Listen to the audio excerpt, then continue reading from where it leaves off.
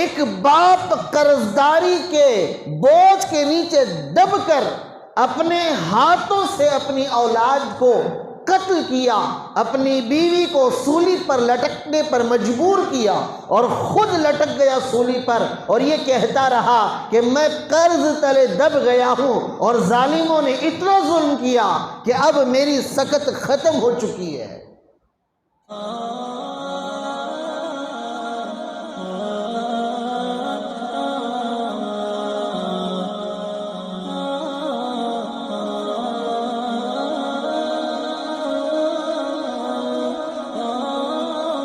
وحده لا شريك له، ونشهد أن سيدنا وسندنا ومولانا محمدا عبده ورسوله، أرسله الله تعالى بالحق بشيرا ونذيرا وداعيا إلى الله بإذنه وسراجا منيرا، وبارك وسلم تسليما كثيرا كثيرا. أما بعد، فأعوذ بالله من الشيطان الرجيم. يا أيها الذين آمنوا كلوا من طيبات ما رزقناكم واشكروا لله إن كنتم إياه تعبدون. وقال الله عز وجل: يا أيها الذين آمنوا ادخلوا في السلم كافة ولا تتبعوا خطوات الشيطان إنه لكم عدو مبين. وقال النبي صلى الله عليه وسلم: كل جسد نبت من الحرام فالنار أولى به، أو كما قال رسول الله صلى الله عليه وسلم. صدق الله العظيم وصدق رسوله النبي الكريم، ونحن على ذلك لمن الشاهدين والشاكرين، والحمد لله رب العالمين.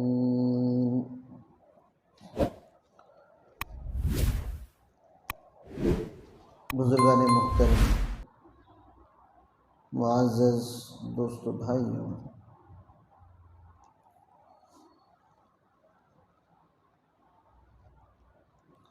اللہ رب العزت نے قرآن پاک میں اکثر احکامات مسلمانوں کو دیے ہیں۔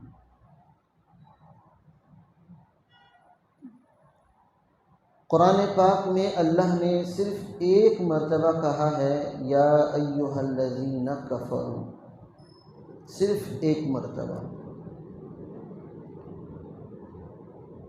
باقی تمام آیتوں میں جہاں بھی مخاطب کیا ہے اللہ رب العزت نے، وہ مسلمانوں کو کیا ہے۔ یا ایھا الذین آمنوا کلوا من طیبات ما رزقناکم واشکروا للہ ان کنتم ایاہ تعبدون۔ یا ایھا الذین آمنوا ادخلوا فی السلم کافہ، اے ایمان والو ایمان میں داخل ہو جاؤ۔ یا ایھا الذین آمنوا لا یغتب بعضکم بعضا، آپس میں ایک دوسرے سے بغض نہ رکھو۔ یا ایھا الذین آمنوا انما الخمر والمیسر والانصاب رجس من عمل الشیطان، سود، شراب، بت، یہ سارے کے سارے شیطان کے عمل ہیں۔ غرض میرے بھائیوں، قرآن پاک میں اللہ نے ہر مقام پر یا ایھا الذین کفروا کم کہا ہے، یا ایھا الذین آمنوا ہر مقام پر اللہ نے کیا ہے۔ اور یہ جو یا ایھا الذین آمنوا کا جو لفظ ہے نا، اس لفظ کے اندر اللہ کی محبت جھلکتی ہے کہ گویا ایک بچہ، معصوم بچہ آگ چھینے جا رہا ہے اور ماں اسے کس طریقے سے اس آگ سے بچانے کے لیے کوشش کرتی ہے۔ بلکہ بعض علماء نے یوں کہا ہے کہ اللہ نے اپنے بندوں کو اتنی محبت سے ڈرایا ہے، اتنی محبت سے ڈرایا ہے کہ بندہ اگر خدا کی محبت کو بھی سمجھ جائے تو تمام حرام چیزوں کو چھوڑ دے۔ انہی آیات میں ایک آیت میں نے آپ حضرات کے سامنے پڑھی ہے، یا ایھا الذین آمنوا کلوا من طیبات ما رزقناکم واشکروا للہ ان کنتم ایاہ تعبدون۔ اے ایمان والو، حلال پاکیزہ طیبات چیزوں کو کھاؤ، حرام چیزوں سے دور رہو، تاکہ تم شکر گزار بندے بن سکو۔ اگر واقعتاً تم اللہ ہی کی عبادت کرتے ہو تو میری بات کو سمجھو۔ میں یہ محاورہ ترجمہ کیا ہے تاکہ ہمارے دماغوں میں اس آیت کا ترجمہ فٹ بیٹھ سکے۔ میرے بھائیوں، میں نے آج اس آیت کا انتخاب کیوں کیا ہے؟ اس آیت کے تحت گفتگو کرنے کی مجھے نوبت کیوں آئی؟ اس آیت کی اس موقع پر پڑھنے کی ضرورت کیوں پیش آئی؟ اس کا پس منظر آپ لوگوں کے سامنے آیا اور ظاہر ہے کہ ہمارے اس صوبے، ہمارے اس ضلع، ہمارے اس گاؤں، ہمارے اس گلی، ہمارے اس محلے میں ایک دردناک، المناک واقعہ پیش آیا۔ ایک باپ قرضداری کے بوجھ کے نیچے دب کر اپنے ہاتھوں سے اپنی اولاد کو قتل کیا، اپنی بیوی کو سولی پر لٹکنے پر مجبور کیا اور خود لٹک گیا سولی پر، اور یہ کہتا رہا کہ میں قرض تلے دب گیا ہوں اور ظالموں نے اتنا ظلم کیا کہ اب میری سکت ختم ہو چکی ہے۔ بزرگان محترم، یہاں صرف اس لٹکنے والے کی طرفداری نہیں کروں گا۔ اگر میں صرف اس کی حمایت کروں گا تو ظلم ہو جائے گا۔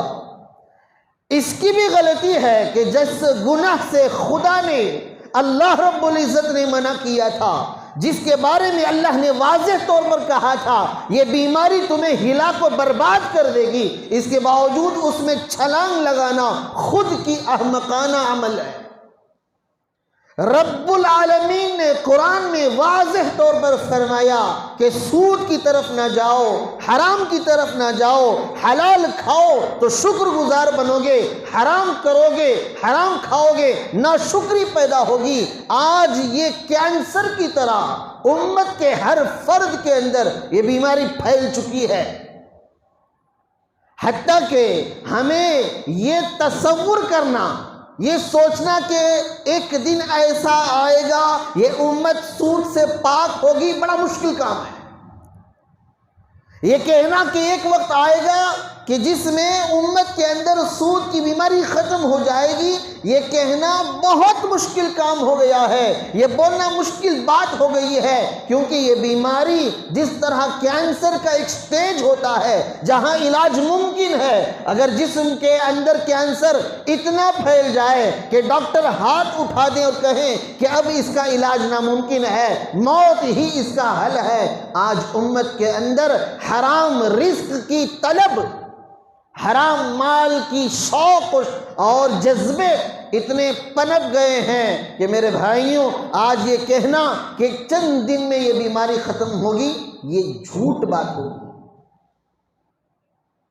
گھر کا ہر فرد کا، ہر محلے کا ہر دیندار طبقہ، وہ طبقہ جو بے نمازی ہے، شرابی ہے، کبابی ہے، دین سے دور ہے، میں ان لوگوں سے تو مخاطب ہی نہیں ہوں، میں ان لوگوں سے مخاطب ہوں جو پہلے صف میں نماز میں کھڑے ہوتے ہیں لیکن حرام کمائی ان کی ہوتی ہے۔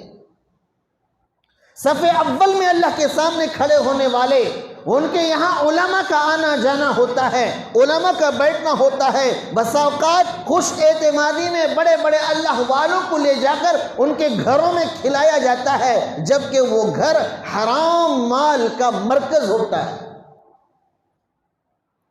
میرے بھائی و عزیزوں، اللہ کے رسول صلی اللہ علیہ وسلم نے فرمایا کل جسد نبت من الحرام، ہر وہ جسم کا حصہ جو حرام سے پلتا ہے، حرام سے پرورش پاتا ہے، فالنار اولا بھی، اس کے لیے جہنم کی آگ بہتر ہے۔ ذرا ہم اپنا جائزہ لیں، اپنا مارکیٹ کا، اپنے معاشرے کا، اپنے خاندان کا، اپنے گھر کا، کتنے افراد ہوں گے اتنے ہی سود میں ان کی ملاوٹ ہوگی۔ چلو سود سے نہیں تو دوسرا کوئی حرام کمائی کا ذریعہ ہوگا جسے اپنا کر یہ ترقی کے راہ پر چلنے کی کوشش کر رہے ہوتے ہیں۔ بزرگان محترم، آج ہماری دعائیں قبول کیوں نہیں ہیں؟ سعد بن ابی وقاص رضی اللہ عنہ اللہ کے رسول کی خدمت میں حاضر ہوئے اور فرمایا اے اللہ کے رسول صلی اللہ علیہ وسلم، مجھے ایسا انسان بننا ہے کہ میں ہاتھ اٹھاؤں رب کہے میں تیری دعا قبول کرتا ہوں، مجھے مستجاب الدعوات بننا ہے کہ میری ہاتھ اٹھے اللہ اس دعا کو رد نہ کرے۔ اللہ کے نبی صلی اللہ علیہ وسلم نے کہا حرام رزق چھوڑ دو، حرام کھانا چھوڑ دو، حرام لقمے چھوڑ دو۔ میرے بھائیوں، آج تو پیٹ ہی حرام لقموں سے، آج پیٹ بھرتے ہی حرام کھانوں سے ہیں۔ پاک مال پیٹ میں جاتا ہے تو پیٹ ہاضمہ نہیں کرتا۔ سعد بن وقاص رضی اللہ عنہ نے قسم کھائی کہ اس کے بعد میں کبھی بھی حرام لقمہ نہیں اٹھاؤں گا، اور زندگی بھر اتنا بڑا مقام حاصل کر لیا کہ صحابہ انہیں مستجاب الدعوات میں سے شمار کرتے تھے کہ وہ انسان جس کی دعائیں اللہ رد نہیں کرتا۔ حضرت عمر رضی اللہ عنہ نے ایک مقام کا انہیں گورنر بنایا، اور یہ سعد بن وقاص رضی اللہ عنہ وہ جنتی عشرہ مبشرہ میں سے ہیں جنہیں دنیا ہی میں اللہ کے رسول صلی اللہ علیہ وسلم نے جنتی کا پروانہ سنایا تھا۔ کہا کہ سعد فی الجنہ، میں نے سعد کو جنت میں دیکھا ہے، تیرے مکان کو دیکھا ہے، تیرے محل کو دیکھا ہے، تیرے محل کے سامنے جو ندیاں بہتی ہیں اسے دیکھا ہے، اے سعد تو جنتی ہے۔ میرے بھائی و عزیزوں، حرام رزق سے اتنا بچتے کہ اللہ نے ایک مقام عطا کر دیا مستجاب الدعوات کا، مستجاب الدعوات بن گئے۔ اب ہوا یہ کہ حضرت عمر رضی اللہ عنہ نے ان کی صالحیت اور ان کی صلاحیت کو دیکھ کر ایک مقام کا گورنر بنایا۔ وہاں کے رہنے والوں نے طعن و تشنیع شروع کر دی۔ میرے بھائی و عزیزوں، جو بندہ نیک ہوتا ہے، نیکی کی طرف بلاتا ہے، اس کے دشمن ضرور ہوتے ہیں۔ اسی لیے قاری صدیق صاحب باندھوی نور اللہ مرقدہ کہتے ہیں ولی کے 3 صفات ہیں۔ پہلی صفت، ہر کوئی ان کی تعریف نہیں کرے گا، 10 میں سے 5 ایسے ضرور ہوں گے جو تنقید کریں گے۔ ولی کی پہلی صفت، اگر آپ کسی کو ولی مانتے ہیں اور ساری دنیا ان کی تعریف کرتی ہے تو قاری صدیق صاحب باندھوی نور اللہ مرقدہ کہتے ہیں وہ حقیقی معنوں میں ولی نہیں ہے۔ ولی وہی ہے جس کے پیچھے اس کی غیبت کرنے والے، اس کی برائی کرنے والے، نقطہ چینی کرنے والے اسے مقام حضرت بنانے والے ہوں۔ اور دوسری صفت فرمایا کہ وہ آدمی حلال کمائی کے ذریعے سے اپنی ولایت کے درجے کو پہنچا ہو، اس کی کمائی پاکیزہ ہو، اس کا رزق حلال ہو، طیبات میں سے ہو۔ آج ناشکری کی جو بیماری ہے اس کی بنیادی وجہ یہ ہے ہم رزق حلال نہیں کماتے۔ قرآن پاک میں اللہ نے فرمایا یا ایھا الذین آمنوا کلوا من طیبات ما رزقناکم، ہم نے جو تمہیں دیا ہے ان میں بہت ساری چیزیں غلیظ بھی ہیں، پاک بھی ہیں، لیکن تمہیں کھانا وہی ہے جو طیبات میں سے ہے، پاک ہیں، حلال ہیں۔ اس کا فائدہ کیا ہوگا؟ وَاشْكُرُوا لِلَّهِ، تمہارے اندر شکران نعمت پیدا ہوگی، نعمت کی قدر پیدا ہوگی۔ اللہ جس حال میں رکھا ہوگا اس حال میں اللہ کا شکر گزار بنو گے بجائے ناشکری کے۔ آج میرے بھائی و عزیزوں، ہر ایک کے زبان پر ناشکری ہی ناشکری، کیا دیا حضرت، کیا بھی نہیں، ہمارے اوپر ہی ظلم کرا تو اللہ، ہمیں نمازاں بھی پڑھتی، روزے بھی رکھتی، حج بھی کرتی، زکوٰۃ بھی کرتی، غریبوں کا خیال بھی کرتی، لیکن حالات ہی ہم پر ہیں۔ قاری صدیق صاحب 92 نمبر اللہ مرقدہ کہتے ہیں کہ ولی کی پہلی صفت کہ اس کے پیٹھ پیچھے لوگ تنقید کریں گے، دوسری صفت یہ ہوگی اس کی زندگی میں ہمیشہ مصیبت رہے گی، ولی کی زندگی ہمیشہ مصیبت سے چلے گی۔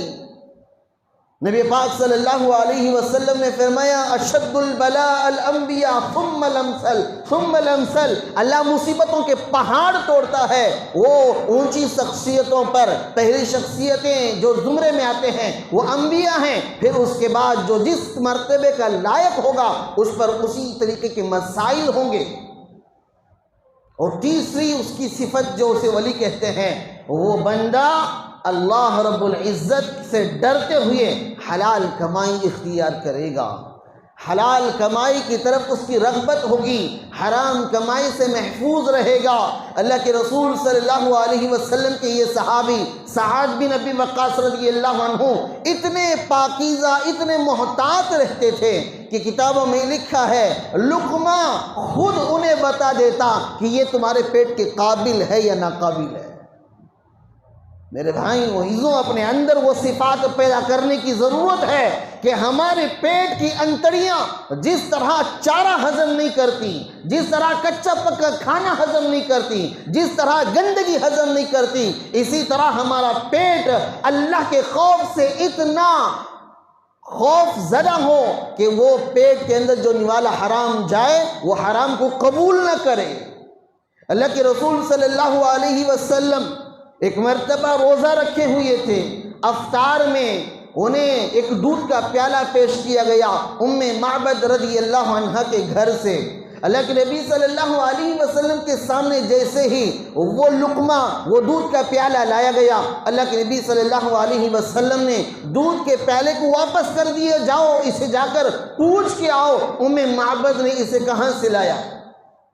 غلام لے گیا اور ان سے بات چیت معلوم کی، کہا کہ یہ میری ہی بکری ہے، اور پھر واپس وہ دودھ کے پیالہ آیا۔ اللہ کے نبی صلی اللہ علیہ وسلم نے پیالہ دیکھا، پھر کہا کہ جاؤ جا کر معبد سے پوچھ کر آؤ یہ بکری چرتی کہاں ہے۔ معبد نے کہا کہ ہماری ہی کھیتی میں چلتی ہے۔ تو اللہ کے نبی صلی اللہ علیہ وسلم کے سامنے دوبارہ پیالہ آیا تو اللہ کے نبی صلی اللہ علیہ وسلم نے اسے نوش فرمایا۔ معبد کہتی ہیں کہ دوسرے دن میں گھر پہنچی اور پہنچ کر اللہ کے رسول صلی اللہ علیہ وسلم سے شکایت کرنے لگی، اے اللہ کے نبی، عقیدت میں، محبت میں، الفت میں نے آپ کے افطار کے لیے ایک پیالہ بھیجا جس میں دودھ تھا، وہ بکری میری تھی، وہ چراگاہ میری تھی، اس کے باوجود آپ نے اس پیالے کو دو مرتبہ میری طرف روانہ کیا۔ تو اللہ کے نبی صلی اللہ علیہ وسلم نے فرمایا، اے معبد، اللہ نے مومنوں سے پہلے رسولوں کو حکم دیا ہے پاکیزہ مال کھانا، میں کیسے اس نوالے کو بغیر تحقیق کے کھا لوں، کیسے حلق سے نیچے اتاروں؟ آج حرام کمائی کے راشن گھروں میں بھرے پڑے ہیں، حرام کمائی سے کمایا ہوا غذائیں گھروں کے اندر سٹور ہیں۔ یاد رکھو، اس سے جو اولاد پیدا ہوگی وہ اولاد نافرمان پیدا ہوگی، اور یہ اولاد جس کے لیے آپ تجوریاں بھر رہے ہیں، یہ تجوری بھرنے کے باوجود آپ کی اولاد اگر حرام مال کے وراثت میں وارث بنتی ہے تو پھر بھی وہ بھکاری ہی کی بھکاری رہے گی۔ عمر بن عبدالعزیز رحمت اللہ علیہ کا آخری وقت تھا، ان کی پوری اولاد 11 تھے، اور انہوں نے جو درہم چھوڑا تھا وہ 17 درہم تھے، اور تدفین و تجہیز کے لیے 5 درہم خرچ ہو گئے، اور جب دفن کیا گیا تو 2 درہم خرچ ہو گئے۔ گویا 11 اولادیں ہیں، اب 11 اولاد کے لیے وراثت میں صرف 10 درہم چھوڑے ہیں، کہ گویا ایک کے حصے میں 1 دینار یا 1 درہم بھی نہیں آیا۔ اور اس کے بالمقابل مالک بن ہشام جس وقت مرا تھا، کئی سینکڑوں کے حساب سے اس کی دولت تھی، کئی ہزاروں کے حساب سے اس نے دولت چھوڑی تھی۔ کتابوں میں لکھا ہے کہ ایک بچے کے حصے میں 10 لاکھ دینار آئے تھے۔ اس واقعے کو بیان کرنے والے راوی کہتے ہیں، ایک زمانہ آیا کہ عمر بن عبدالعزیز نے اپنی اولاد کو 1 درہم کا بھی وارث نہیں بنایا، ادھر مالک بن ہشام نے ایک کے لیے 10 لاکھ دینار چھوڑ کے مرے۔ لیکن میں نے وہ زمانہ بھی دیکھا ہے کہ ایک ہی دن میں حضرت عمر بن عبدالعزیز رحمۃ اللہ علیہ کی اولاد 100 اونٹ اللہ کے راستے میں خرچ کرتے ہوئے نظر آئی، اور مالک بن ہشام کی جو اولاد تھی وہ اسی مسجد کے سامنے کھڑے ہو کر یہ کہتے ہوئے کہ اس مسجد کو بنانے والا میرا باپ ہے، میرے باپ کے نام پر بھیک دیتے جاؤ۔ میرے بھائیوں، یہ وہ وارثین ہیں جو 10 لاکھ کے کیا تھے؟ وارث بنے تھے، اور دوسری طرف وارث بننے والے عمر بن عبدالعزیز رحمۃ اللہ علیہ کی اولاد جن کے پاس 1 دینار بھی وراثت میں ہر ایک کو نہیں ملا تھا۔ بتانا مقصد یہ ہے کہ حلال کمائی تھوڑی ہو، اپنی اولاد کو جو چھوڑ کے جاؤ گے اس کے اوپر کسی کی بد دعائیں نہیں ہوں گی، کسی بیوہ کی بد دعا نہیں ہوگی، کسی یتیم کی بد دعا نہیں ہوگی، کسی محتاج کی بد دعا نہیں ہوگی۔ جو رقم تھوڑی چھوڑ کے جاؤ گے اس میں اللہ برکتیں اتنی دے گا کہ تمہاری نسلیں بلکہ اس کی برکت سے نسلوں کی نسلیں کھائیں گی۔ ابو عبیدہ سعد بن ابی وقاص رضی اللہ عنہ کا واقعہ میں سنا رہا تھا کہ انہوں نے اللہ کے نبی سے پوچھا، اے اللہ کے نبی میں کیسے ایسا انسان بن جاؤں کہ مستجاب الدعوات بن جاؤں، میری دعا رد نہ ہو، اللہ قبول کر رہے۔ اللہ کے نبی نے کہا، کلوا من طیبات، اچھی غذائیں، پاکیزہ غذائیں کھا لو، اللہ تمہیں مستجاب الدعوات بنا دے گا۔ اس کی برکت یہ ہوئی کہ انہیں مستجاب الدعوات اللہ نے بنا دیا۔ عمر بن خطاب رضی اللہ عنہ نے انہیں گورنر بنایا ایک علاقے کا، وہاں کے لوگ تان و تشنی کرنے لگے کہ ان کے اوپر تہمتیں باندھنے لگے۔ ہوتا ہی ہے، جو بندہ منصف ہوتا ہے، حق گو ہوتا ہے، حق بات کہتا ہے، اس کے دشمن ہزاروں کی تعداد میں مل جاتے ہیں اور دوست گنے چنے ملتے ہیں، اور جو ہر ایک کی زبان پر، ہر ایک کے منہ پر ان کی جیسی بولتا ہے، اور ہر رنگ میں رنگنا اور ہر رنگ میں ڈھلنا جسے آتا ہے، اس کے تو دوست بہت ہوتے ہیں، لیکن یاد رکھو یہ دنیا کی عزتیں ہیں جو فنا ہونے والی، ختم ہونے والی ہیں۔ حقیقی عزت اللہ رب العزت سے ملتی ہے۔ سعد بن ابی وقاص رضی اللہ عنہ کے خلاف عمر بن خطاب رضی اللہ عنہ کے یہاں کیس دائر کر دیا کہ انہوں نے اپنی گورنری میں رہتے ہوئے امت کا مال کھایا ہے، اور جو وقت انہیں دیا جاتا ہے اس وقت میں لوگوں کے کام آنے کے بجائے اپنے کاموں میں مصروف رہتے ہیں، عبادت میں کمزور ہیں، طرح طرح کے ان پر تہمتیں باندھی گئی۔ اب عمر بن خطاب رضی اللہ عنہ نے خط لکھا سعد بن ابی وقاص کو۔ حضرت سعد بن ابی وقاص رضی اللہ عنہ پہنچے، اللہ کے نبی صلی اللہ علیہ وسلم کے دونوں صحابی ہیں، سعد بن ابی وقاص رضی اللہ عنہ عمر بن خطاب رضی اللہ عنہ کے در پر پہنچے۔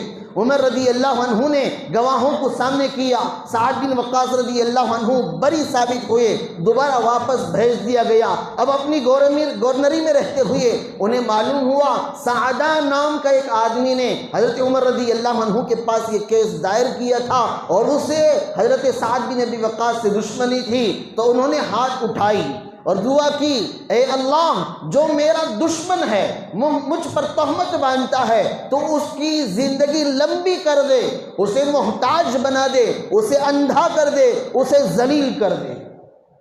ایک زمانہ گزر گیا، سعد رضی اللہ عنہ دنیا سے رخصت ہو گئے، ان کی نسل آئی، تب بھی وہ دشمن زندہ تھا، اور راستوں پر کپڑے پھٹے ہوئے اور راستوں پر اندھا، کبھی نالیوں میں گرا ہوا، کبھی جانوروں کے پاس گرا ہوا ملتا تھا۔ لوگ پوچھتے تھے، ایک زمانے میں سب سے بڑا سردار تو سمجھا جاتا تھا، آج تیری حالت کیسی ہو گئی؟ تو وہ صاف کہتا، مجھے سعد بن ابی وقاص کی بد دعا نے ہلاک کر دیا۔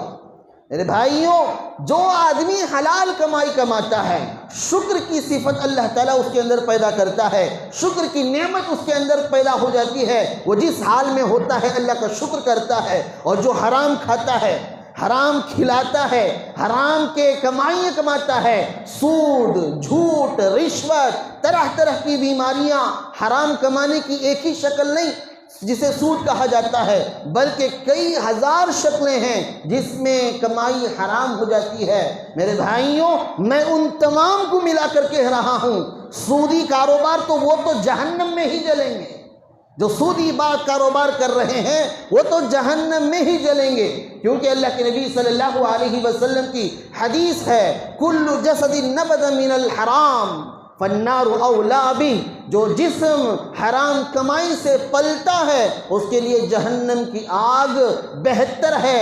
ان اللہ طیب ولا يقبل الا الطیبات، اللہ پاک ہے اور قبول ہی پاکی کو کرتا ہے۔ اللہ کے نبی کی ایک حدیث ہے، بخاری شریف کی روایت ہے کہ ایک حاجی حج کے حالت میں سفر کر کے جائے گا۔ میرے بھائیوں، یہ سفر اللہ کے نبی صلی اللہ علیہ وسلم نے اپنے زمانے کے حساب سے کہا ہے، موجودہ زمانے کے حساب سے نہیں کہ فلائٹ میں بیٹھے 4-3 گھنٹے میں وہاں اتر گئے۔ اللہ کے نبی صلی اللہ علیہ وسلم نے اپنے زمانے کے حاجی کے بارے میں کہا کہ ایک حاجی سفر کرتا ہے، اس زمانے کے سفر کے صعوبتوں کو، مشکلات کو اپنے سامنے رکھو کہ نہ کوئی لائٹوں کا انتظام ہے، نہ بہترین سواری کا انتظام ہے، اپنے ہی کھانے پکانے پڑتے ہیں، راستوں پر لٹیرے ڈاکوؤں کا مسئلہ الگ ہے اور طرح طرح کے حالات سے گزرنا پڑتا ہے۔ اور اللہ کے نبی صلی اللہ علیہ وسلم کی ایک حدیث ہے، السفر قطعۃ من النار، سفر جہنم کی آگ کا ایک حصہ ہے۔ اس زمانے کے حساب سے جو حاجی حج کرتا تھا اس کے کپڑے میلے کچیلے اور اس کے کپڑے پرانے ہو چکے ہیں، اس کے بال بکھرے ہوئے ہیں، اس کا رنگ اڑا ہوا ہے کہ گویا اپنے عجز، اپنی کمزوری کا اظہار اللہ کے سامنے کرنے کے لیے جو جو ضرورتیں ہیں وہ ساری علامتیں اس کے پاس ہیں۔ کپڑے بھی پرانے ہو چکے ہیں، رنگ بھی بوسیدہ ہے، بال بھی بکھرے ہوئے ہیں، رنگ بھی اڑا ہوا ہے۔ اللہ کے سامنے کھڑے ہو کر خانہ کعبہ کا غلاف پکڑ کر وہ اللہ یا ربی کہتا ہے۔ میرے بھائیوں، اللہ کے نبی صلی اللہ علیہ وسلم صحابہ سے پوچھتے ہیں، اے صحابہ بتاؤ کیا اس کی دعا اللہ رد کرے گا؟ صحابہ کہتے ہیں، اے اللہ کے نبی، جو جو عجز کی علامتیں تھیں، جو جو بندے کو اپنے آپ کو کمزور دکھانا تھا، وہ ساری علامتیں اس کے پاس ہیں۔ کپڑے بھی پرانے، رنگ بھی اڑا ہوا، دبلا میلا کچیلا، بال بھی بکھرے ہوئے، اور اللہ کے سامنے کھڑے ہو کر ربی کہتا ہے۔ اللہ کیوں رد کرے گا؟ ضرور قبول کرے گا۔ اللہ کے نبی کہتے ہیں، اللہ کہتا ہے تیری دعا قبول نہیں، تیری دعا قبول نہیں، تیری دعا قبول نہیں۔ اس کی وجہ یہ ہے مطعمها حرام ومشربها حرام وملبسها حرام، تیرا کھانا، تیرا پینا، تیرا پہننا، تیری سواری، سب کچھ حرام ہے۔ چاہے تو کتنی بھی بڑی قربانی دے کر آ جائے، ان حرام کے ہوتے ہوئے میں تیری دعاؤں کو قبول نہیں کروں گا۔ میرے بھائیوں، وہ جو حرام کھانوں سے، حرام کمائی سے اپنے گھر چلاتے ہیں اور دوسروں کے موت کا سبب بنتے ہیں، وہ اللہ کو کیا منہ دکھائیں گے؟ کیا اللہ کا ڈر نہیں؟ کیا اللہ کا خوف نہیں؟ کیا اللہ سے انہیں کبھی یہ محسوس نہیں ہوتا کہ ہمارے سے بڑا سامنے آ جاتا ہے، اس سے حساب کتاب دینے سے ہچکچاتے ہیں تو رب العالمین کے سامنے کھڑے ہو کر حساب دینا ہوگا، کیسے حساب دوں گا؟ میرے بھائیوں عزیزوں، حلال کے اندر جو برکتیں ہیں وہ بڑی حکمتوں کے ساتھ اللہ تعالیٰ نوازتا ہے۔ اورنگزیب عالمگیر رحمت اللہ علیہ ہندوستان پر بڑی زبردست حکومت، قریب 50 سال انہوں نے حکومت کی۔ ذرا سوچو میرے بھائیوں، کتنی لمبی حکومت ہے۔ اس کے باوجود وہ روزانہ مزدوری کیا کرتے تھے اور ٹوپی سیتے تھے۔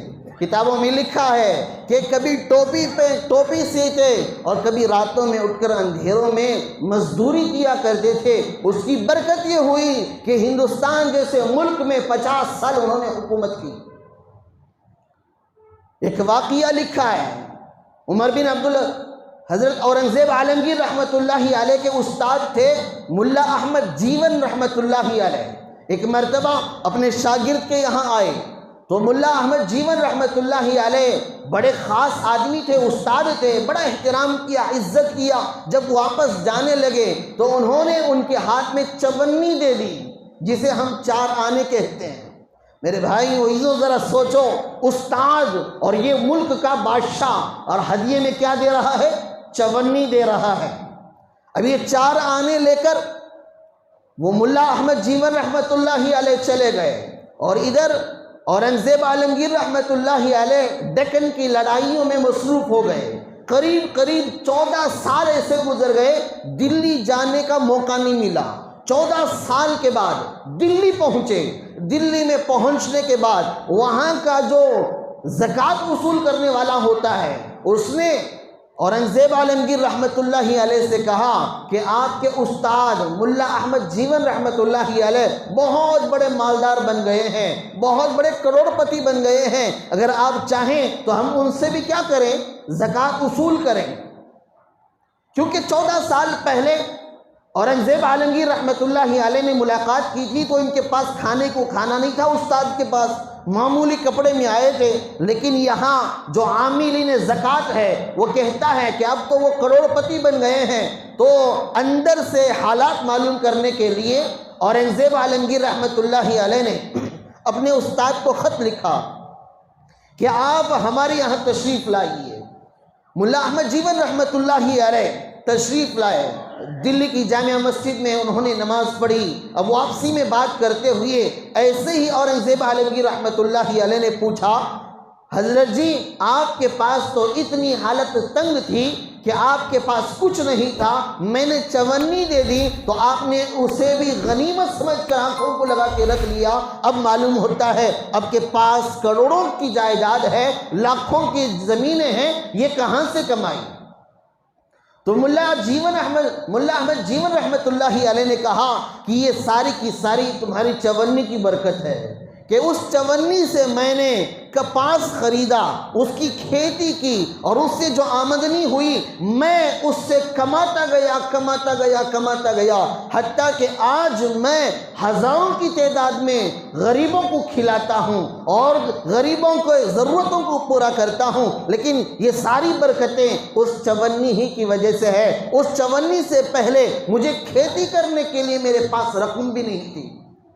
تو اورنگزیب عالمگیر رحمۃ اللہ علیہ نے کہا کہ اچھا اس چونی کی برکت ہے، میں اس چونی کا قصہ آپ کو سناتا ہوں۔ میرے بھائیوں عزیزوں، اورنگزیب عالمگیر رحمۃ اللہ علیہ نے اپنے زمانے کا جو دفتر لکھنے والا تھا، جو خرچ لکھنے والا تھا، اسے بلایا، جس کا نام تھا سیٹھ اتم سنگھ۔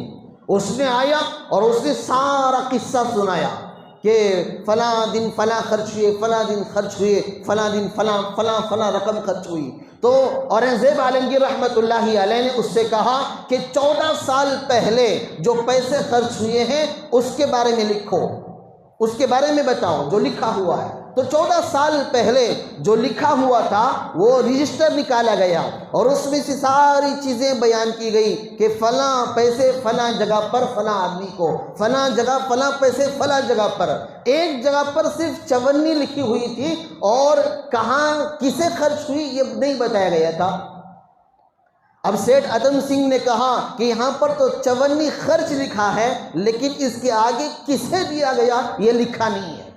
تو بادشاہ نے، اورنگزیب نے کہا کہ تم جا سکتے ہو، اور اس کے بعد اورنگزیب عالمگیر رحمۃ اللہ علیہ نے ملا احمد جیون رحمۃ اللہ علیہ سے کہا کہ یہ جو چونی ہے اس کا اصل واقعہ یہ ہے کہ میں رات کو مزدوری کے لیے پہنچا تھا، مزدوری کے لیے جب پہنچا اسی سیٹھ کے گھر پر بارش برس رہی تھی اور اس بارش کی وجہ سے اس کا گھر ٹپک رہا تھا اور وہ مزدوری کی تلاش میں تھا کہ کوئی آ کر چھت ریڈی کر دے، ٹھیک کر دے۔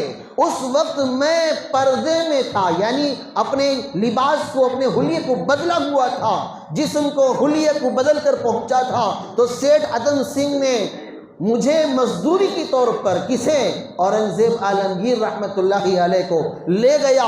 پوری رات کام ہوئی، چھت درست ہوئی، تقریباً 4 گھنٹے گزر گئے اور اس کے بعد فجر کی اذان ہوئی، چھت درست ہو گئی۔ جب میں نکل رہا تھا تو اس وقت یہ سیٹھ اتم سنگھ اپنے جیب میں ہاتھ ڈال کر چونی نکال کر کہا کہ اس وقت چونی ہی ہے، اگر تم صبح آ جاؤ گے تو میں تمہیں مکمل رقم دوں گا۔ تو اس وقت میں نے کہا کہ جتنا ہے ابھی دے دو، صبح میں تو میرا چہرہ لوگوں پر ظاہر ہو جائے گا۔ تو میں نے وہ چونی اس سے لے کر آ گیا۔ یہ محنت و مزدوری کی کمائی، وہ مزدور میں ہی تھا جو حلال حلال کمائی تھی جس کو میں نے آپ کو ہدیے میں دیا، اس چونی کی برکت یہ ہے آج آپ کروڑ پتی ہیں، لکھ پتی ہیں، زمین جائیداد آپ کے پاس ہے۔ میرے بھائیوں اس واقعے سے ذرا سمجھو کہ چونی جو انسان کی شروعات میں تھی لیکن اس کا اختتام حلال کمائی کا انجام ہمیشہ ثروتوں کے ساتھ ہوتا ہے، خوشحالی کے ساتھ ہوتا ہے۔ اور جو حرام کمائی ہوتی ہے اس میں پیسہ تو آ جاتا ہے لیکن سکون نہیں رہتا، اطمینان نہیں رہتا، لڑائی جھگڑے ختم نہیں ہوتے، مسائل حل نہیں ہوتے، دشمنوں کی تعداد بڑھ جاتی ہے۔ اور میرے بھائیوں یہ تو دنیا کا نقصان ہے، خود اللہ رب العزت کے سامنے آ کر حرام غذا کے ساتھ اگر کوئی کھڑا بھی ہو جاتا ہے تو اس کی نحوست کی وجہ سے اس کے آجو باجو والے کی طرف بھی اللہ نظر رحمت نہیں کرتا۔ یہ حرام کمائی کی نحوست ہے، کھانے والے کھلانے والے دونوں کو میں بتا رہا ہوں۔ خودکشی کرنا حرام ہے، سود لینا حرام ہے۔ جو لوگ زنا کو حرام سمجھتے ہیں، شراب کو حرام سمجھتے ہیں، خنزیر کو حرام سمجھتے ہیں لیکن سود کو حرام کمائی کو حرام نہیں سمجھتے، یاد رکھو آپ سور ہی کھا رہے ہو بس شکل بدلی ہوئی ہے، آپ خنزیر ہی کھا رہے ہو بس شکل بدلی ہوئی ہے، آپ شراب ہی پی رہے ہو بس شکل بدلی ہوئی ہے۔ اگر میرے بھائیوں اللہ کے سامنے یہ چہرہ لے جا کر دکھانے کے قابل بنانا چاہتے ہو تو حرام روزی سے اپنے آپ کو بچاؤ۔ اللہ کے نبی صلی اللہ علیہ وسلم نے حضرات صحابہ سے کہا کہ اگر اپنے اعمال کو اللہ کے یہاں قبول کرانا چاہتے ہو تو حرام سے بچ جاؤ۔ میرے بھائیو اللہ نے اللہ کے رسولوں سے کہا یا ایھا الرسل کلوا من الطیبات واعملوا صالحا۔ لوگ کہتے ہیں کہ حضرت نیک بننا چاہتا ہوں، نمازی بننا چاہتا ہوں، روزے دار بننا چاہتا ہوں، نیک عمل کرنا چاہتا ہوں لیکن توفیق نہیں ملتی۔ یہاں اللہ نے اس آدمی کا پوسٹ مارٹم کرتا ہے، یا ایھا الذین آمنوا یا ایھا الرسل یا ایھا الرسل کلوا من الطیبات واعملوا صالحا۔ نیک اعمال کی توفیق کے لیے حرام غذاؤں سے بچنا، محفوظ رہنا ضروری ہے۔ نیک اعمال کی توفیق کیوں نہیں ہوتی؟ علماء نے لکھا ہے سب سے پہلے اللہ تعالیٰ علم سے محروم کر دے گا، پھر عمل سے محروم کر دے گا اور پھر میرے بھائیوں قبولیت سے محروم کر دے گا۔ اگر کوئی حرام کار آدمی حج کر کے آ جائے اور مجھ سے پوچھے مولانا میں حج کر کے آیا ہوں کیا حج قبول ہو گیا، میں کہوں گا ہاں حج ہو گیا، ظاہری اعتبار سے تو حج ہو جائے گا لیکن قبولیت کی شرافت سے اللہ تعالیٰ نوازے گا نہیں۔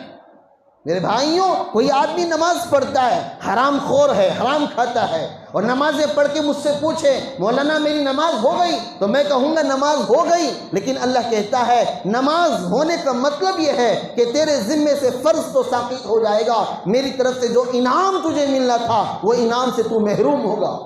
میرے بھائیوں اللہ کہتا ہے کلوا مما رزقناکم حلالا طیبا، وہ کھاؤ جو میں نے تمہیں نوازا ہے اس میں سے حلال چیزوں کو۔ اور اس کے آگے فرمایا ولا تتبعوا خطوات الشیطان، جو بندہ حرام کھاتا ہے فطری اعتبار سے اس کے اندر گناہوں کی جستجو پیدا ہو جاتی ہے، نہ چاہتے ہوئے بھی گناہ کر بیٹھتا ہے۔ میرے بھائیوں اللہ کہتا ہے ولا تتبعوا خطوات الشیطان، اس سے پہلا کہتا ہے کلوا من الطیبات۔ اس کا مطلب کیا کہ شیطان کو دوست بنانا نہیں چاہتے لیکن حرام کھاتے ہو تو شیطان دوست بن ہی جائے گا۔ اور دوسری جگہ فرمایا وَلَا تَعْثَوْا فِي الْأَرْضِ مُفْسِدِينَ، اس سے پہلے بھی کہا کُلُوا مِنَ الطَّيِّبَاتِ، پاکیزہ کھاؤ، پاکیزہ نہیں کھاؤ گے تو زمین پر فساد پھیلاؤ گے۔ ابھی جو مسئلہ ہوا، ابھی جو واقعہ ہوا یہ فساد نہیں تو کیا؟ ایک گھر کے 5 افراد ہلاک ہو گئے، انہوں نے خودکشی کر لی۔ یہ تو ایک واقعہ ہے، بڑے بڑے لائن میں پیپر میں چھاپ دیا تو گیا ٹمکور کے شداسیو نگر میں فلاں فلاں گھروں میں میرے بھائیوں فلاں لوگ مر گئے۔ میں پوچھنا چاہتا ہوں دنیا کا کون سا گھر ایسا ہے جہاں حرام کاری نہیں ہوتی، جہاں میرے بھائیوں سود کا کاروبار نہیں ہوتا؟ دنیا میں کون سا ایسا علاقہ ہے جہاں میرے بھائیوں عزیزوں حلال کمائی کو ترجیح دی جاتی ہے، حرام سے بچنے کی کوشش کی جاتی ہے؟ اگر اسے لکھا جاتا تو یوں کہنا تھا مسلمانوں سے آج ایک اور گھر ہلاک ہو گیا۔ میرے بھائیوں یہ ٹمکور کا مسئلہ نہیں، یہ مسلمانوں کا مسئلہ ہے، یہ مسلمان معاشرے کا مسئلہ ہے۔ کسی ایک علاقے میں یہاں والا مر گیا تو کیا دوسرے علاقے پاک ہیں سود سے؟ یہاں والا خودکشی کر لیا تو کیا دوسرے علاقے وہ پاکیزہ کھا رہے ہیں؟ نہیں میرے بھائیوں، یہ پورے مسلمان معاشرے کا مسئلہ ہے۔ پورے معاشرے میں سود ایسے پھیلا ہوا ہے جس طرح کینسر پھیلا ہوا ہے۔ کینسر جس طرح دردناک اور میرے بھائیوں ناسور بیماری ہے، اس سے زیادہ خطرناک بیماری تو یہ سود کی ہے، حرام خوری کی ہے اور دوسروں کا حق دبا کر کھانے کی ہے۔ اللہ رب العزت نے اعمال کی توفیق چھین لی، حتیٰ کہ بعض علماء نے لکھا ہے کہ جو بندہ حرام کھاتا ہے، اللہ تعالیٰ توبہ سے پہلے بھی ایک چیز پیدا ہوتی ہے انسان کے اندر، اسے کہتے ہیں ندامت۔ بندہ توبہ کب کرے گا؟ جب جسم کے اندر، دل کے اندر ندامت پیدا ہو کہ میں نے کوئی گناہ کر لیا، تو پھر میرے اندر شرمندگی ہوئی کہ اللہ نے مجھے ایمان دیا، اعمال دیا، اللہ نے اتنی چیزیں دی، میں نے اللہ کی نافرمانی کی، میں نے غلط کیا۔ یہ جب بات پیدا ہوتی ہے تو پھر بندہ توبہ کرتا ہے۔ کہا کہ توبہ سے پہلے جو مقدم ہے وہ ندامت ہے۔ حرام کھانے والے کو ندامت کی بھی توفیق نہیں ہوتی، اسے گناہ کو گناہ ہی نہیں سمجھتا، اس کے اندر حساسیت ختم ہو جاتی ہے۔ میرے بھائیوں ذرا دیکھو، دیندار لوگ، نمازی سود کا کاروبار کرتے ہوئے نظر آتے ہیں۔ گھر کے اندر حاجی بھی ہے، گھر کے اندر نمازی بھی ہیں، گھر کے اندر حافظ قرآن بھی ہیں، گھر کے اندر دین کی محنت کرنے والے بھی ہیں۔ اللہ حفاظت فرمائے، ان ساروں کے باوجود ایک گھر کا فرد کوئی حرام کاری میں پڑ گیا تو ساروں کی عبادت ختم۔ ساروں کی عبادت اللہ کے یہاں معنی نہیں رکھتی۔ اللہ کسی کی عبادت کو عزت کی نگاہ سے نہیں دیکھے گا۔ اپنے معاشرے کو حرام چیزوں سے پاک کر لے میرے بھائیوں۔ اور جو بندہ حرام کماتا ہے، زندگی بھر یاد رکھے، وہ اس کی نسلیں جب تک ان حرام چیزوں سے باز نہ آ جائے تب تک ترقی نہیں کر سکتے۔ ہاں دنیاوی اعتبار سے سہولتیں مل جائیں، لیکن ایک وقت کی سہولت دوسرے وقت اسی سہولت پر اسے ندامت ہوگی۔ لوگ سمجھتے ہیں کہ خوب مال کا جمع ہو جانا بہت بڑی کامیابی کی بات ہے۔ اگر خوب مال کا جمع ہونا تعریف کے قابل ہوتی تو اللہ قرآن میں قارون کی تعریف کرتا کہ واہ قارون کتنا عقل مند ہے کہ تو نے دولت جمع کیا، لیکن قارون کی تعریف قرآن میں نہیں ہے۔ اچھے اچھے بنگلے جس کے پاس ہیں وہ تعریف کے قابل ہے، تو اللہ شداد کی تعریف کرتا کہ شداد تو نے دنیا ہی میں جنت بنائی، کیا تیری سوچ ہے۔ اور حکومت ہی قابل تعریف ہوتی تو اللہ فرعون کی تعریف کرتا کہ فرعون تو نے تو زبردست حکومت بنائی۔ اگر طاقت ہی سب سے بڑی بات ہوتی تو نمرود کی اللہ تعریف کرتا، نمرود تو نے اپنے دبدبے پر پورے گاؤں اور پورے علاقے پر اپنی حکومت جمائی تھی۔ لیکن میرے بھائیوں ان چاروں اسباب کو اللہ رب العزت نے اللہ کے دشمنوں کو نوازا اور انہیں ذلیل کر کے بتایا کہ مسلمانوں یہ دیکھو، جسے تم کامیابی کا راستہ سمجھتے ہو حقیقت میں یہ کامیابی کا راستہ نہیں ہے۔ ہاں وقتی طور پر اللہ تعالیٰ یہ بات الگ ہے، کسی کو اللہ نے دین بھی دیا، اعمال بھی دیے، دولت بھی دیے۔ ان کی مثال تو سلیمان علیہ السلام میں، داؤد علیہ السلام میں ملتی ہے۔ میرے بھائیوں اگر دولت ہی ہے دین نہیں ہے تو پھر وہ سمجھیں کہ ہماری سب کا جو پہلا امیر ہے وہ یا تو شداد ہے، نمرود ہے، فرعون ہے، قارون ہے۔ اب میرے بھائیوں اس میں غلطی صرف غریب کی نہیں ہے، مالداروں کی بھی ہے۔ اب یہ صرف مالداروں کی بھی غلطی نہیں ہے، غریب کی بھی ہے۔ مالدار مال دیتے نہیں اور غریب کسی کو مال دے دیا جائے لوٹاتا نہیں۔ غریب کے اندر بھی بہت میرے بھائیوں جہالت ہے۔ ابھی ہمارے قریب کے آدمی قصہ بیان کر رہے تھے کہ حضرت ایک بندہ سود میں گھرا ہوا تھا، میں نے اس کی تلافی کے لیے اس سے یہ درخواست کی کہ آپ اس سے ہاتھ دھو لیں، اپنے آپ کو پاک کر لیں، میں 1,00,000 روپے آپ کو دیتا ہوں۔ اور کہا کہ جس طرح آپ سود باندھتے ہیں، قرض باندھتے ہیں، تھوڑا تھوڑا کر کے مجھے پیسے واپس کر دینا، اس سے تم سود سے بھی پاک ہو جاؤ گے اور تمہارا ابھی جو مسئلہ ہے وہ بھی حل ہو جائے گا۔ لیکن میرے بھائیوں ان کا کہنا ہے کہ حضرت وہ پیسے لے گیا، آج تک اس کا کوئی ایڈریس نہیں ہے، آج تک اس کا کوئی امکان لوٹانے کی کوئی شکل صورت نظر نہیں آتی۔ یہ ہمارے غریبوں کے اندر بیماری کسی کا بھی مل گیا ہڑپ لو۔ اللہ کے نبی صلی اللہ علیہ وسلم کہتے ہیں کہ ایک مرتبہ بھوک کی شدت اتنی تھی کہ میرے پیر لڑکھڑا رہے تھے۔ میرے بھائیوں، کس نبی کے امتی تم ہو؟ کس نبی کو اپنا رسول مانتے ہو؟ کس محمد کو اپنا پیغمبر مانتے ہو؟ اس کی زندگی ذرا سوچو، میں کہاں وہ کہاں، تو کجا من کجا۔ میرے بھائیوں، اللہ کے نبی کہتے ہیں کہ قدم میرے ڈگمگا رہے تھے، جسم کے اندر طاقت نہیں کھڑے ہونے کی۔ گھر میں پہنچا، بستر پر ایک کھجور پڑا ہوا تھا، میں نے اٹھایا، پھر خیال ہوا کہ ہو نہ ہو کسی زکوٰۃ یا صدقے کا ہو، اور صدقہ نے مجھ پر حرام کر دیا ہے، میں نے اس کھجور کو وہیں پر رکھ دیا۔ یہ میرے رسول کی سیرت ہے کہ پاؤں بھوک کی وجہ سے لڑکھڑا رہے ہیں۔ ایک کھجور جو گھر کے اندر اپنے بستر پر پڑا ہے، اللہ کے نبی ہاتھ سے اٹھاتے ہیں، منہ میں لینے رہتے ہیں، خیال ہوتا ہے کہ پتہ نہیں صدقے کا ہے یا زکوٰۃ کا ہے، واپس رکھ دیتے ہیں۔ اب یہاں میرے بھائیوں، بکری کی بکری ہضم کر دیتے ہیں حرام کی، اونٹ کا اونٹ ہضم کر دیتے ہیں حرام کے، گائے کی گائے ہضم کر دیتے ہیں حرام کے، لاکھوں کے پیسے ڈبو دیتے ہیں۔ ابھی ایک حرام خور نے پورے گھرانے کو نگل گیا۔ اللہ حفاظت فرمائے۔ حضرت حسن رضی اللہ عنہ کہتے ہیں کہ میں بازار میں کھیل رہا تھا، بھوک کی شدت تھی، راستے میں ایک کھجور پڑا ہوا ملا، میں منہ میں لے لیا تھا۔ اللہ کے نبی صلی اللہ علیہ وسلم نے انگلی ڈال کر اس کھجور کو نکال لیا، جس طرح ہم لوگ اپنے بچے کو منہ میں کائن لینے سے نکالتے ہیں، اس طرح اللہ کے نبی صلی اللہ علیہ وسلم نے اس کھجور کے ٹکڑے کو نکال لیا۔ پتہ نہیں کس کا مال ہوگا، زمین پر پڑا ہے۔ دیکھا ہے بچوں کو، کبھی کائن ڈال لیتے ہیں، کبھی پن ڈال لیتے ہیں، تو ماں پریشان، باپ پریشان، زبردستی انگلی ٹھوسی جاتی ہے اور اسے نکالا جاتا ہے اور تسلی دی جاتی ہے کہ بھئی نکل گیا۔ اللہ کے نبی صلی اللہ علیہ وسلم نے حضرت حسن رضی اللہ عنہ کے منہ سے وہ گرا ہوا کھجور نکال کر اطمینان کیا کہ شکر ہے اللہ تیرا کہ میرے بچے کے پیٹ میں مشتبہ مال، حرام نہیں، مشتبہ مال نہیں گیا۔ ذرا سوچو میرے بھائیوں، ہم اپنی اولاد کو کیا کھلا رہے ہیں اور کہاں اپنے بچوں کی پرورش کے لیے کس کس کا حق مار رہے ہیں اور کتنا ظلم کر رہے ہیں۔ میرے بھائیوں، یہ پورا معاشرہ اس کا کیا ہے؟ یہ پورا معاشرہ اس ہونے والے واقعے کا مجرم ہے۔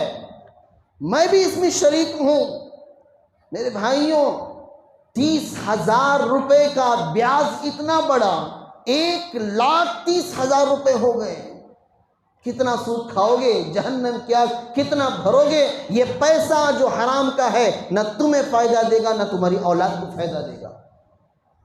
یہ ہرگز نہ سوچو کہ ان پیسوں سے آج وقتی طور پر بلڈنگیں بن رہی ہیں، زمینیں خریدی جا رہی ہیں۔ یاد رکھو، اللہ ایسی بیماری کا شکار کرے گا، تمہیں کرے گا یا پھر تمہاری اولاد کو کرے گا، جیسے آئے تھے ویسے ہی پانی کی طرح بہہ جائیں گے۔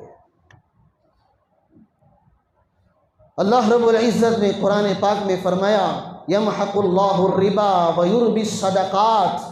اللہ تعالیٰ حرام کو گھٹا دیتے ہیں، ربا کو گھٹا دیتے ہیں۔ گھٹانے کا مطلب کیا ہے؟ ابن کثیر رحمۃ اللہ علیہ نے ابن عباس رضی اللہ عنہ کی روایت سے نقل کیا ہے کہ گھٹانے کا مطلب یہ ہے کہ بندہ ان کے ساتھ جتنے بھی نیک اعمال کرے گا، ان نیک اعمال کے ثمرات اس سے نصیب نہیں ہوں گے۔ حرام غذائیں عام ہیں اور سمجھتے ہیں لوگ 1000 روپے کا کیا کر لیں، حرام کما لیں، 10-20 روپے اللہ کے نام پر خرچ کر دیں، اللہ خوش ہو جائے گا۔ آج یہی بنا ہے۔ کہتے ہیں کہ حضرت بلڈنگ خریدے ہیں، زمین خریدے ہیں، آئیے کچھ پڑھیے، پھونکیے، چلے جائیے۔ آپ کے پڑھنے پھونک کر دم کرنے سے کیا ہوگا؟ میری جو لاکھوں کی، ہزاروں کی، کروڑوں کی جو حرام کمائی ہے وہ پاک بن جائے گی؟ نہیں میرے بھائیوں، اگر خانہ کعبہ کا امام بھی آپ کے گھر میں بیٹھ کر سورہ فاتحہ سے لے کر سورہ ناس تک قرآن پڑھ کے دعا کرے کہ اللہ اس کے گھر میں برکت ڈال دے، خدا کی قسم برکت کی بابی نصیب نہیں ہوگی۔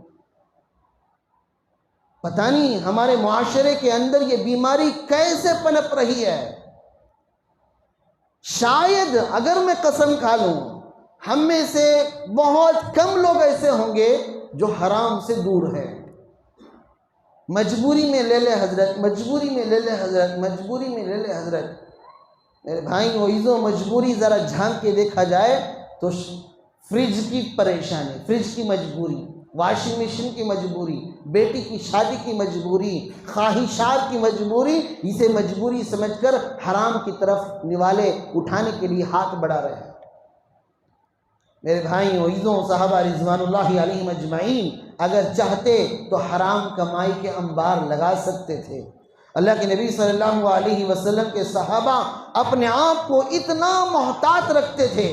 حضرت ابو بکر صدیق رضی اللہ عنہ کی روایت آپ نے کئی مرتبہ سنا ہوگا، یہ واقعہ سنتے ہیں تو دل کے اندر ایمان تازہ ہو جاتا ہے۔ بخاری شریف کی روایت ہے کہ ابو بکر رضی اللہ عنہ کے ایک غلام تھے اسلم، انہوں نے کہیں سے کچھ چیزیں لا کے دی، انہوں نے اسے کھا لیا، کھانے کے بعد پوچھا بھائی کہاں سے لائے تھے؟ کہنے لگے کہ زمانے جاہلیت میں میں نے ایک فیوچر بتایا تھا، نجومت کا کام کیا تھا، اس کے بدلے میں وہ کچھ دینے کا وعدہ کیے تھے، اب انہیں میسر ہوا، انہوں نے اب دے دیا ہے۔ تو حضرت ابو بکر صدیق رضی اللہ عنہ نے اپنے حلق کے اندر انگلی ڈال کر اتنا قے کیا کہ خون نکل آیا۔ بعض لوگوں نے کہا کہ اگر اس پر اور قے کریں گے تو جان جا سکتی ہے، تو ابو بکر رضی اللہ عنہ نے کہا کہ جان چلی جائے ٹھیک ہے، لیکن حرام لقمے کے ساتھ میں اللہ کے یہاں نہیں جاؤں گا۔ میرے بھائیوں عزیزوں، خدا کے لیے اپنے معاشرے کو حرام غذاؤں سے پاک کرو، یہ تمہاری اولاد کا مستقبل نہیں سنواریں گے، فیوچر نہیں بنے گا۔ جن کے لیے پیسے حرام جما رہے ہو ان کے لیے فائدہ نہیں دے گا۔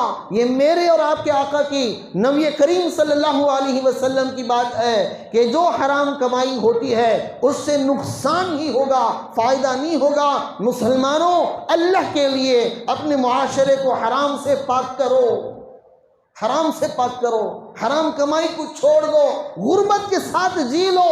میرے بھائیوں، ہم لوگ غربت کسے سمجھتے ہیں کہ اچھا بنگلہ نہ ہونا غریبی ہے؟ نہیں میرے بھائیوں، غربت کہتے ہیں کہ جس کے پاس اب کھانے کے لیے کچھ نہ ہو۔ ایسا کون انسان ہے؟ سب کے گھروں میں راشن بھرے پڑے ہیں، سب کے الماریوں میں کپڑے بھرے پڑے ہیں، غریب سے غریب کے گھر کے سامنے 2-3 گاڑیاں کھڑی ہیں۔ بہت کم مسلمان ایسے ہیں جن کو ایک وقت کا کھانا میسر نہیں ہوتا۔ اگر وہ طبقہ جو مالدار ہے انہیں چھوڑ دو، جو مڈل کلاس کا مسلمان ہے وہ بھی اپنے پڑوسیوں کا خیال کر لے، خدا کی قسم کوئی بندہ بھوکا نہیں مرے گا، کوئی بندہ حرام کی طرف نہیں جائے گا۔ آج مسئلہ یہ ہے کہ آج جتنا کمایا اسے سٹور کرو، اب آج کی ضرورت پورا کرنے کے لیے حرام کی طرف ہاتھ ڈالو۔ میرے بھائیوں، اللہ کے لیے اپنے معاشرے کو حرام غذاؤں سے پاک کرو، اولادیں برباد ہو جائیں گی، عمل کی توفیق نہیں ملے گی، قبولیت سے محروم ہو جائیں گے، توبہ سے محروم ہو جائیں گے۔ اللہ ہم سب کو عمل کی توفیق عطا فرمائے، حرام غذاؤں سے محفوظ رکھے۔ ایک ضروری اعلان آپ کو کرنا تھا میرے بھائیوں اسی سلسلے میں کہ ہمارا معاشرہ کیسے حرام غذاؤں سے محفوظ رہے، سود سے، حرام کمائی سے، اس کی نحوست کیا اور حلال کمائی کی برکتیں کیا۔ اور اس وقت جو مسلمان سودی کاروبار میں پھنس گیا ہے، سودی بزنس میں پڑا ہوا ہے، اس سے نکلنے کی تدبیریں کیا، اسی کے متعلق آج شام میں مسجد ریاض الجنہ میں جمعیت علماء ٹمکر کی جانب سے شہر بنگلور سے علماء کو بلایا گیا ہے، وہ اس کے تحت تفصیلی طور پر آپ لوگوں کے سامنے بات کریں گے۔ میرے بھائیوں، بیانات سے بہت سارے لوگ کہتے ہیں کہ حضرت بیان سے کیا ہوتا؟ میرے بھائیوں، جو بیان بھی نہیں کر رہے تو کیا اکھاڑ لیا، تو کیا کمال کر دلیا بھائی؟ لوگ کہتے ہیں کہ حضرت بیانہ سے کیا ہوتا ہے؟ حضرت خالی بیانہ کر کے چھوڑا دیتا ہے۔ اچھا بھائی، میں بیان کرنا چھوڑ ڈالتا ہوں، علماء کو بلا کر بیان کرنا چھوڑا ڈالتی، تو کیا کمال کرتا؟ اسی حرام خور کے ساتھ بیٹھ کر بیڑی پھونکے گا، چائے پیے گا، یہی تو کریں گے میرے بھائیوں۔ جب تک امت کے اندر بیانات کی اہمیت پیدا نہیں ہوتی تب تک میرے بھائیوں اصلاح کیسے پیدا ہوگی؟ کیا ایک ایک گھر کو بلا کر ایک ایک گھر سے محنت کے لیے کیا ترغیب کی ضرورت نہیں؟ میرے بھائی، لوگ سمجھتے ہیں کہ بیان کرنا آسان، بھائی بیان کر کو چلے جاتی، کیا معاشرے میں سدھارا جاتا؟ بیان نہیں کرے تو جو کر رہا وہ کر لے کو پھرنا کیا کر رہا اس نے؟ دیکھو ابھی علماء کام نہیں، بیانہ کر لے پھر رہی، تو جو کر رہا یہ کام میں کر لے پھروں۔ میرے بھائیوں، اس وقت بیانات کی ایسی ہی اہمیت ہے جیسے سوکھے ہوئے زمین پر بارش کی ضرورت ہے۔ سوکھے ہوئے زمین پر جیسے ہی بارش پڑتے ہیں میرے بھائیوں مردہ زمین زندہ ہوتی ہے۔ انہی بیانات کے ذریعے سے امت کے اندر 10-20% بھی اگر سنبھلنے والے بچ جائیں تو پھر ایک امید لگائی جا سکتی ہے کہ ایک زمانہ آئے گا کہ اس وقت میرے بھائیوں امت کا ایک بڑا طبقہ گناہوں سے محفوظ ہوگا۔ میرے بھائیوں ایک پہلا اعلان ہے۔ دوسرا اعلان یہ ہے کہ الحمدللہ ہمارے صوبے کرناٹک کے اجتماعات 4 سال سے بند ہو گئے تھے۔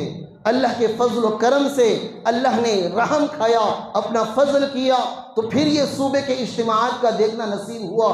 الحمدللہ ہمارے شہر ٹمکور کا اجتماع 9 اور 10 دسمبر ہفتہ اتوار کو کورٹ گرے میں ہونے والا ہے۔ آپ تمام حضرات سے یہ درخواست ہے کہ آپ یہ 2 دن فارغ کریں، ہفتہ اور اتوار۔ وہاں عالمی سطح پر جو فکر کرنے والے اکابر علماء ہیں، اکابرین ہیں، بزرگان دین ہیں، وہ آئیں گے، ان کی زبان سے اللہ رسول کی باتیں ہوں گی اور وہ دین کی باتیں ہم تک پہنچائیں گے۔ اللہ ان کی قربانیوں کے تحت ہماری زندگی بدلنے کے فیصلے کرے گا۔ آپ بھی پہنچیں اور دوسرے ساتھیوں کو اس کی دعوت دیں کہ دسمبر کے 9-10 ہفتہ اتوار کو کورٹ گرے میں ہمارا پورے ٹمکور ضلع کا جہاں 10 تعلقے ہیں اور شہر کے 10 حلقے ہیں، 820 بستیاں ہیں، ان بستیوں کا، ان حلقوں کا، ان تعلقوں کا ایک عمومی اجتماع ہوگا۔ اس اجتماع میں میں بھی پہنچوں گا اور اپنے ساتھ دوسروں کو لے کر پہنچوں گا۔ اللہ عمل کی توفیق عطا فرمائے۔ وآخر دعوانا الحمدللہ رب العالمین۔